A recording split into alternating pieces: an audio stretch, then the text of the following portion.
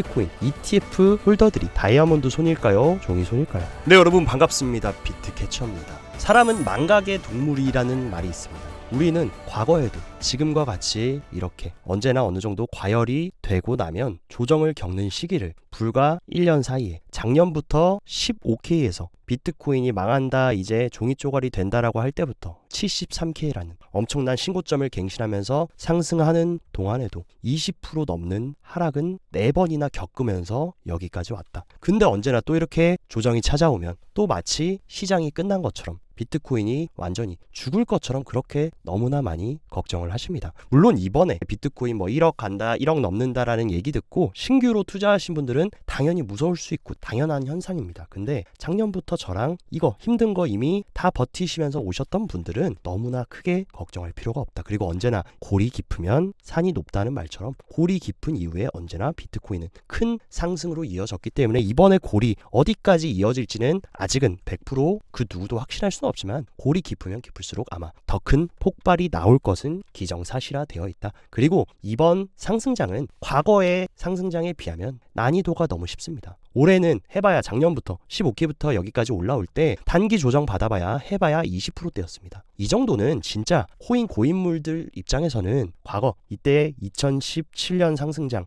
2021년 상승장 겪었을 때 평균적으로 어떻게 빠졌습니까? 그냥 기본으로 30% 빠졌습니다. 지금 우리가 빠진 거 해봐야 17%다. 이거에 2배가 더 빠지는 하락이 5번이나 있고 대폭등장이 나왔고, 심지어 가장 가까웠던 지난 21년 불장 당시에는 올라가다가 70%까지 꼬꾸라졌다. 근데 지금 이 정도 17%, 18% 빠진 거 가지고 여러분들이 너무 또다시 시장 끝났다 폭락론에 휩싸이고 그런 식으로 휘둘리고 속지 마십시오. 개미털기 어차피 4번이나 경험했고 73K까지 왔는데 이번에 또 개미털기, 어차피 시간이 지나고 뒤돌아보면 그때도 개미털기였고 페이크였구나 뼈저리게 느끼실 겁니다. 그리고 불안해하는 투자자들에게 우리들의 비트코인 예언의 신 헤이지 형님이 또 일침을 놨는데, 비트코인 ETF 홀더들이 다이아몬드 손일까요? 종이 손일까요? 보통 이제 다이아몬드 핸드라고 하면은 중장기, 장기 투자자를 의미하고 페이퍼 핸드는 단타쟁이를 의미합니다. 근데 헤이즈가 얘기한 내용의 핵심 골자는 비트코인 ETF 보유자들이 장투하는 사람일까요? 단타 도박쟁이들일까요? 여러분들이 이제 곧 알게 되실 거다. 이게 의미하는 게 뭐겠습니까? 결국에 이 개미털기 이후에 ETF 투자자들은 다이아몬드 핸드들이고 중장기적인 크립토 시장의 부흥을 어느 정도 예견하고 시장을 형성하고 들어온 것이기 때문에 단기적인 흔들림일 뿐 우리가 여기에 휘둘릴 필요가 없다라는 것을 간접적으로 얘기를 해줬습니다. 그리고 비트코인이 떨어지던 올라가던 그냥 무지성으로 전환사채까지 그냥 발행해가지고 비트코인 계속 사는 남자 누구 있습니까? 비트코인에 미친 남자 세일러 형님이 또 9,000개의 비트코인을 샀고, 어떻게 보면 여러분들 입장에서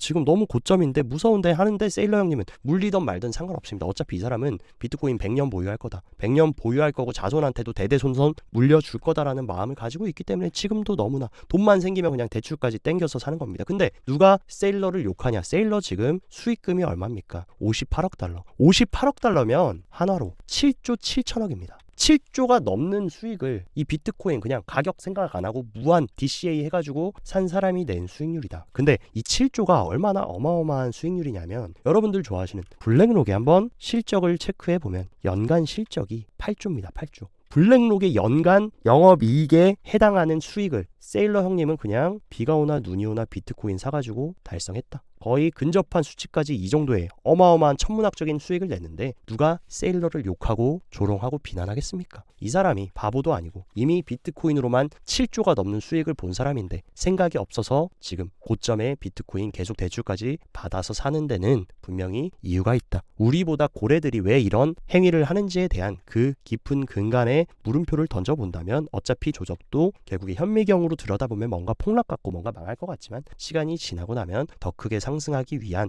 추진력을 얻는 구간이었을 뿐이라는 것을 여러분들도 뼈저리게 느끼실 겁니다. 그리고 현재 블랙록 현물 ETF의 보유량은 벌써 23만 개. 불과 비트코인 현물 ETF라는 이 혁신적인 상품이 시장에 나오자마자 2달도 안 돼서 23만 개를 모았고, 철옹성 같았던 그레이스케일의 비트코인 보유량을 따라잡는 것은 제가 볼 때 시간 문제다. 그리고 이번 하락이 조금 반영이 됐던 이유는 제가 봤을 때 내일 어떤 이벤트가 있습니까? 3월에 가장 중요한 향후 통화 정책을 결정 지을 FOMC가 예정되어 있다. 그렇다 보니까 FOMC를 앞두고 금리 인하 신중론 그런 발언이 있을 수 있기 때문에 블랙록 현물 ETF의 유입량이 과거와 비교했을 때 굉장히 조금 들어왔다. 근데 반면에 매크로 변수의 불안감으로 인해서 GBTC의 물량은 엄청나게 많이 투매가 됐습니다. 그로 인해 가지고 어쨌든 총합 도합으로 봤을 때 어쨌든 유입보다 유출이 더 컸다. 드물게 유출이 굉장히 이틀 연속으로 컸고 이것도 단기적인 하락을 좀 견인했을 것이라고 생각합니다. 근데 중요한 거 GBTC가 결국에 계속 팔리고 물량이 다 소진된다라고 하면은 결국에 GBTC의 환매, 투매 리스크도 줄어들 수밖에 없고 이것을 느꼈는지 그레이스케일의 CEO 소넨샤인도 비트코인 ETF 수수료 시간 지남에 따라서 내릴 거예요 라고 이런 식으로 발언해줬다. 추후에 그레이스케일 현물 ETF 수수료도 지금 타 ETF에 비해서 너무나 비쌌기 때문에 이 부분을 조금 만약에 조정이 된다라고 하면 그레이스케일에서 환매하는 물량도 향후에 점점 줄어들 것이고 아까도 제가 말씀드렸던 시장의 기관들이 살짝 주춤하고 있고 차익 실현을 하는 이유는 제가 봤을 때 FOMC에서 이제 기자회견입니다. 근데 이번 FOMC는 금리 동결하는 거는 제가 봤을 때 기정사실화되어 있고 중요한 거 뭡니까? 기자회견 때 파월의 입을 집중해야 되는데 어쨌든 금리의 바로미터라고 불리는 미국제 10년물 금리는 살짝 눌려주는 모습을 보여주고 있다. 그리고 또한 미 증시까지 이런 흐름에 따라서 어쨌든 3대 지수 모두 어제는 상승을 한 모습을 보여줬는데 연준의 입이라고 불리는 닉 티밀하우스 기자가 오늘 트윗에 올려준 내용이 있었습니다. 연준 관리들은 금리 인하에 대한 편견을 가지고 있지만 시작하려면 신뢰할 수 있는 근거가 필요하다. 근데 이번에 어땠습니까? CPI부터 PPI까지 다 예측치를 상회하면서 연준은 지난 여름 3%대의 인플레이션을 해결하기 위해서 5.25% 이상으로 고금리 정책을 유지하면서 금리 인상했지 않습니까? 근데 지금은 그때보다 어쨌든 덜 두드러져 보인다. 닉 티밀하우스가 여기서 덜 두드러져 보인다라는 말의 진짜 의미는 뭐냐? 제가 봤을 때 미국이 여기서 계속 긴축적인 스탠스를 계속 유지하면 분명히 경기는 무너질 것이고 침체가 도래할 겁니다. 아마 그거를 절대 미국은 가만히 보지 않을 거다. 그렇기 때문에 시장에 어쨌든 간에 인플레가 다시금 오르고 있는 것은 부정적인 사실은 맞지만 여기서 그렇다고 해서 더 강한 긴축 발언을 해주거나 하면은 시장이 와르르 무너질 수 있는 리스크가 있을 거기 때문에 조금 완화적인 발언을 해주지 않을까 라고 어느 정도 이 기사를 인용했는데 이 기사의 핵심 내용을 들여다보면 해당 내용에서 파월이 지난 발언 때 중앙은행이 금리를 올해 중반까지 인하할 궤도에 올라 있다고 제안하고 우리가 그러한 확신을 얻고 그 확신이 멀지 않으면 경제를 불황으로 몰아가지 않도록 제한 수준을 낮추는 게 적절할 것. 경제를 불황으로 빠뜨리면 안 됩니다. 파월은 절대로 빠뜨리면 안 되기 때문에 결국에 어느 정도 완화적인 발언을 해줄 것이라고 개인적으로 보고 있다. 그리고 만에 하나 인플레가 더 상승하고 또다시 물가가 안 잡혀가지고 연준이 또 긴축 정책 한다라고 해도 수혜를 받는 거 뭡니까? 비트코인입니다. 비트코인이 지금 왜 뜨고 있냐? 월가의 기관들, 금융 엘리트들, 글로벌리스트들이 왜 비트코인 손에 쥐려고 합니까? 인플레이션 해지 수단으로 비트코인을 선택하면 포트폴리오에 구성하고 배분하면 너무나 좋은 해칭 자산이 되기 때문에 왜냐하면 비트코인은 기존의 전통 자산들과는 성격이 완전히 180도 다른 자산이다. 그러니까 인플레이션으로 또 위기 왔을 때 해지의 수단으로 지금 떠오르고 있는 겁니다. 그리고 제가 항상 말씀드렸던 거 미국의 재정 적자 급증하고 이자 지급액 지금 국채 지들 맘대로 엄청나게 찍어내고 부채 엄청 많은데 그 국채 이자 줘야 되지 않겠습니까? 이자 지급액 늘어나면 연준은 지금 이자로 빚으로 빚 막고 있는 상황이다. 그러면 더 많은 달러 발행할 거고 당연히 인플레이션 일어납니다. 그러면 해지 수단으로 비트코인 선택한다. 왜냐하면 비트코인은 2,100만 개밖에 공급량이 없다. 지들 마음대로 무한으로 그냥 무한맵처럼 찍어내는 달러와 다르게 2,100만 개밖에 비트코인은 없습니다. 그러니까 여기로 자꾸 달러, 종이 쪼가리를 이동시키려고 하는 게 진짜 블랙록이나 피델리티 이런 글로벌 리스트들의 생각이다. 그리고 코인베이스의 CEO 브라이언 암스트롱도 오늘 본인 트위터에 글을 올려줬습니다. 암호화폐가 무엇에 좋을까요? 라고 하면서 해당 블로그 내용을 자세히 살펴보면 제가 말씀드렸던 거랑 똑같습니다. 미국 정부는 그냥 자기들 신용 마음대로 그냥 돈 인쇄할 수 있기 때문에 버는 것보다 더 많이 지출해버리고 몇 년 또는 수십 년 후에 사람들은 돈을 통해 대가를 지불한다. 높은 인플레이션과 침체가 오고 정체가 온다. 그렇기 때문에 이 무한으로 찍어내는 이 종이 쪼가리 뭘로 바꿔놔야 되냐? 암호화폐로 바꿔놔야 된다라는 게 지금 핵심 골자입니다. 뭐 비트코인이 어디에 쓰임새가 있고 결제 수단으로 쓰이고 이거는 차치하고 이 넘쳐나는 달러 그리고 달러가 계속해서 넘쳐나면 가치를 잃게 될 텐데 그것을 미리미리 바꿔놔야 된다라는 걸 이미 똑똑한 천재들은 눈치를 채고 있습니다. 그리고 현재 태국 재벌들 같은 경우는 새로운 가상자산 은행 라이센스 입찰에 지금 열을 올리고 있고, 제가 말씀드렸던 이제 ETF를 통해 기관 채택이 됐다라고 하면 국가적인 채택으로 진행되는 게 지금 태국뿐만이 아니라 전 세계가 이런 내러티브로 흘러가고 있다. 그리고 아르헨티나 같은 경우는 달러 대신 비트코인을 선호합니다. 왜냐하면 아르헨티나 여러분들 잘 아시겠지만 극심한 경제난과 물가 상승률이 270%입니다. 그러니까 인플레이션이 270%를 여러분들이 만약에 체감하면 얼마나 고통스럽겠냐. 이런 물가 상승에 지금 지친 아르헨티나 국민들은 비트코인 가격 상승에 따라 비트코인으로 바꿔 놓으려고 하는 겁니다. 이게 비트코인이 어떻게 보면 가장 중요한 이유. 화폐의 가치가 시간이 갈수록 떨어지고 고인플레가 지속되는 신흥국들은 더욱더 비트코인을 원하게 될 수밖에 없다. 그래서 항상 제가 말씀드리는 개인의 자산이었던 비트코인이 이제 기관의 자산이 됐고 국가적 채택까지 어떻게 보면 굉장히 빠른 속도로 진행이 되고 있을 뿐 지금 가격도 그 부분을 증명해내고 있다라는 겁니다. 그리고 제가 지속적으로 강조드렸던 아직 미국의 주요 금융사들은 본격적으로 현물 ETF 시장에 진입도 안 했다. 진입할 것입니다. 아직 얘네들이 진입 안 했다라는 겁니다. 내용을 보시면 미국 주요 종합증권사들이 비트코인 현물 ETF 투자에 대한 승인을 아직 하지 않았고 아마도 몇 주 내로 승인이 이루어질 거다. 그러면 승인이 이루어진 다음에 들어와야 되지 않겠습니까? 그렇게 되면 비트코인의 엄청난 수요가 폭발할 수 있는 거. 그리고 또 맞물리는 거 뭡니까? 바로 반감기. 안 그래도 지금 비트코인 매일매일 채굴되는 양, 공급량 수요에 비해서 너무나 부족한데 여기서 또 공급량 절반으로 딱 하고 4월부터 줄여버린다. 그러면 중장기적으로 어떻게 될지 여러분들이 더 잘 아실 거라고 생각합니다. 근데 여기서 반대 의견을 내시는 분이 있습니다. 채굴자들 입장에서는 이제 똑같은 돈 들여가지고 비트코인 반밖에 채굴 못하면 지금 가격 높을 때 다 투매해가지고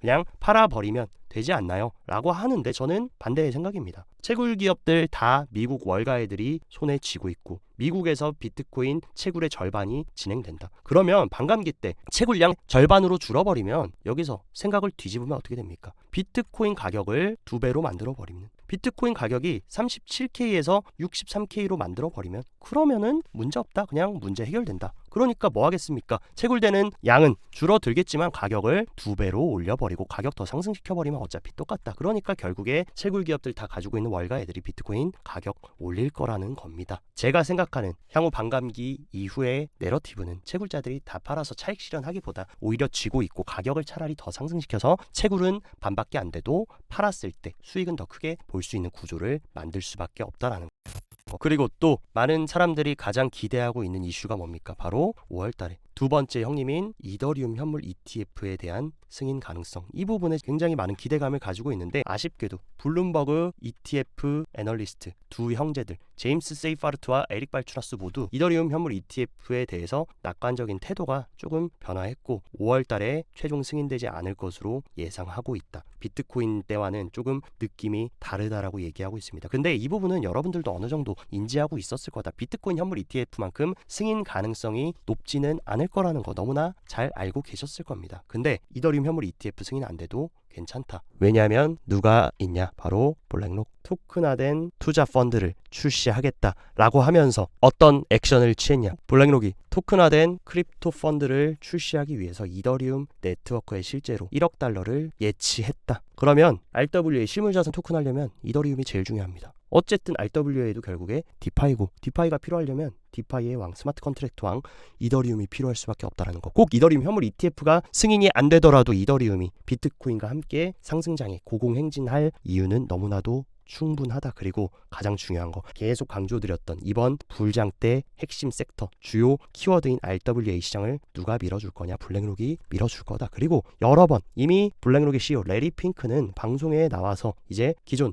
전통 자산을 토큰화하는 게 어떻게 보면 가장 중요하다. 모든 주식, 채권 이런 것들 다 이제 다음 스텝은 토큰화하는 것이라고 핑크 형님까지 RWA 시장을 밀어주고 있고 그 기저에는 당연히 둘째 형님 이더리움이 있다라는 거. 그러니까 이더리움 현물 ETF가 승인이 되고 안 되고를 떠나서 우리가 이더리움을 계속 트래킹해야 될 이유는 너무나도 분명하다. 그러면 이더리움이 중장기적으로 우상향한다라는 거 뭡니까? 결국에 알트코인 시장도 과거 불장 때와 마찬가지로 큰 호황을 보여줄 수 있다라는 것인데 현재 지금 우리의 위치가 어디냐? 이 축적 기간을 지나고 이 축적 기간을 돌파한 이후에 본격적인 상승의 초입 구간에 들어왔다는 겁니다. 과거 프랙탈적으로 두 번의 알트코인 대상승 페이지가 있는데 지금 첫 번째 페이지의 초반부에 들어와 있다. 그리고 과거에도 알트코인 전체 시총은 신고점을 갱신한 이후부터 엄청난 큰 랠리를 보여줬는데 아직 21년 불장 때 알트 마켓캡 알트 시가총액에도 도달하려면 이만큼이나 구간이 남았다는 겁니다. 진짜 불장의 시작은 과거 시총을 돌파하는 이 지점부터 페이지 1이 끝나고 진정한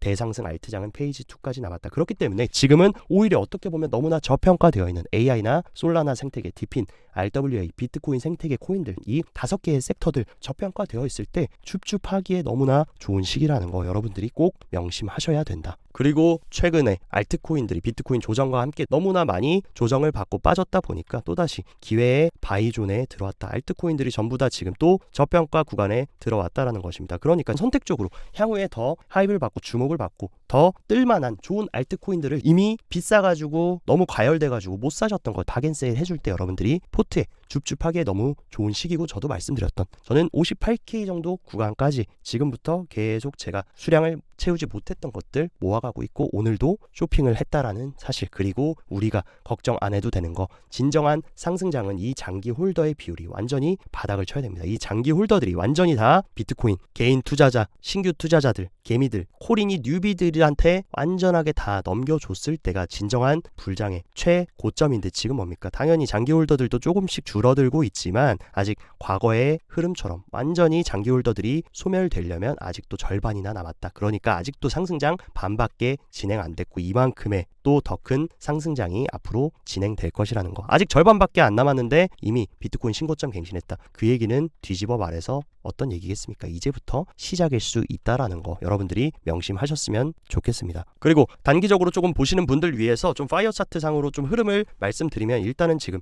60K 구간에 매수벽이 위치를 하고 있고 근데 이 구간도 그렇게 강력한 매수벽은 아니기 때문에 충분히 빼줄 순 있지만 제가 봤을 때 이 구간 돌입하면 60K부터 58K 구간 아까도 말씀드렸던 세일 구간이 될 수 있다라는 거 명심을 하셔야 되고 어쨌든 굉장히 강한 매도세로 전향했던 보라고래들이 살짝 고개를 들어줌과 동시에 갈색고래도 다시 매도를 하나 했지만 다시금 좀 관망을 하면서 홀딩을 하고 있는 흐름 충분히 다시 보라고래들이 이 정도 어느 정도 개미 털었으면 다시 올려주자라고 하고 고개를 들어준다면 충분히 다시금 조정을 마치고 튀어 올라줄 수 있는 자리라는 거 그리고 상단 72K 정도까지는 매물대가 크게 없는 상황이고 74K, 75K 구간부터 강한 매도벽이 형성이 되어 있는 만큼 또다시 보라고래들이 수급 들어와주고 갈색고래도 같이 들어와 준다라고 하면 충분히 올려쳐줄 수 있는 자리다. 하지만 아직도 완전히 단기 조정의 바닥이 어딘지는 그 누구도 모르기 때문에 보수적으로 보시면서 DCA에서 분할로 여러분들이 과거 이 74K였을 때 비싸가지고 너무 과열이어서 못 사고 눈치 봤던 거 모아가는 시기로 보시면 가장 좋을 것 같습니다. 오늘 영상도 시청 진심으로 감사드리고 영상 돈 되셨다 하시면 좋아요 구독 눌러주시고 더 자세한 투자 전략 궁금하다 하시면